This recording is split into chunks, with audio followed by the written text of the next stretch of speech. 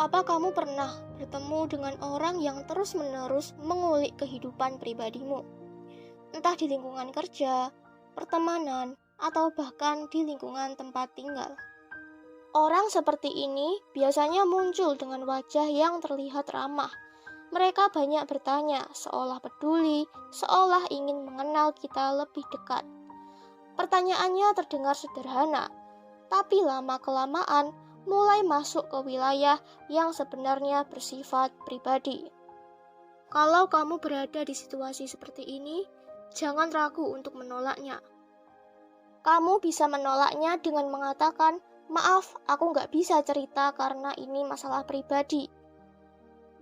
Orang yang benar-benar menghargaimu dan tulus dalam memperlakukanmu tidak akan tersinggung dan tidak akan mendesakmu. Tapi jika dia tersinggung dan terus memaksamu, maka kamu harus berhati-hati. Kedekatan yang sehat selalu berjalan dua arah dan tetap menghormati batas privasi masing-masing. Aku pernah berada di posisi orang yang dipaksa menceritakan hal yang tidak ingin kuceritakan.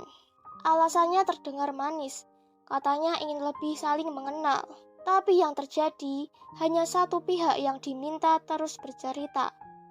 Sementara pihak lainnya sibuk mengumpulkan informasi. Saat ada tekanan dan ada keinginan untuk diterima, kita mengabaikan rasa tidak nyaman dan mulai menceritakannya. Masalahnya, tidak semua orang yang ingin tahu cerita kita benar-benar ingin memahami posisi kita. Ada yang hanya ingin memiliki bahan untuk dibicarakan, dibandingkan, atau bahkan dijadikan alat untuk memperkuat posisinya di antara orang lain. Setelah cerita pribadi dibagikan, sikapnya mulai berubah. Cerita yang seharusnya aman justru menyebar, diberi bumbu, diberi topping, dan dijadikan bahan candaan atau gosip. Orang yang tidak tahu apa-apa mulai memberi label, padahal orang yang melabeli tidak pernah benar-benar mengalami apa yang kita alami. Saat menjadi sasaran, banyak orang memilih diam karena takut dianggap aneh atau takut disalahkan. Terutama ketika pelaku terlihat baik di mata orang-orang yang punya pengaruh atau koneksi. Di titik tertentu, ada beberapa pola yang terlihat. Orang ini cenderung bersikap manis pada mereka yang vokal, berani, atau punya posisi kuat. Sebaliknya, mereka lebih berani bersikap semena-mena pada orang yang pendiam, menjaga sikap, dan tidak banyak membuat keributan. Pola lainnya, mereka sering memperkuat relasi dengan cara mengorbankan satu orang. Sebelum ada target baru, sudah ada target sebelumnya. Dan setelahnya, akan selalu ada target berikutnya. Ketika orang yang dijadikan sasaran mulai membela diri atau menarik jarak, justru spekulasi semakin berkembang.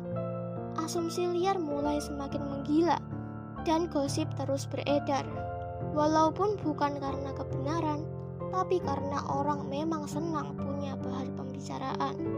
Di fase ini, orang yang dijadikan sasaran merasakan tekanan mental.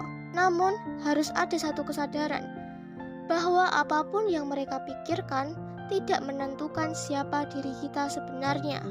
Asumsi orang lain tidak akan merugikan kita jika kita tidak hidup dari validasi mereka. Ada beberapa pelajaran penting yang bisa kita ambil.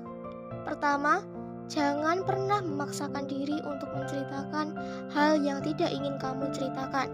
Jika orang itu memaksa, bisa jadi niatnya bukan untuk memahami, tapi untuk mengambil sesuatu dari ceritamu. Maka berhati-hatilah. Kedua, manusia seringkali suka menguji batas. Hari ini melontarkan satu komentar, besok mungkin 2 komentar, dan lama-lama makin berani. Karena itu, tetapkanlah batasan sejak awal demi kenyamanan dan sebagai bentuk perlindungan diri.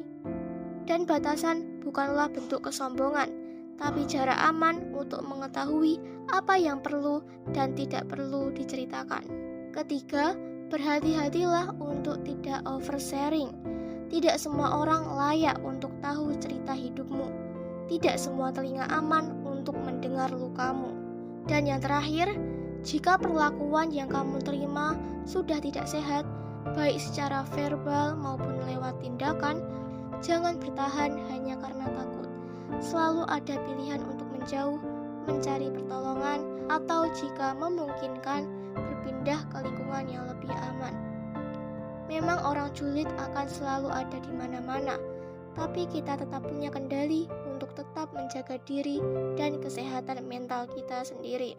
Jadi sebelum menjawab pertanyaan pribadi, tanyakan pada diri sendiri, apakah ini benar-benar perlu? Apakah orang ini bisa dipercaya? Kalau kamu ragu, tidak apa-apa untuk diam. Seringkali penyesalan datang bukan karena kita terlalu menjaga privasi, tapi karena terlalu terbuka pada orang yang salah. Itu saja yang ingin aku sampaikan. Kalau kamu punya pengalaman yang relate, kamu bisa berbagi di kolom komentar. Terima kasih sudah mendengarkan. Sampai bertemu di video berikutnya.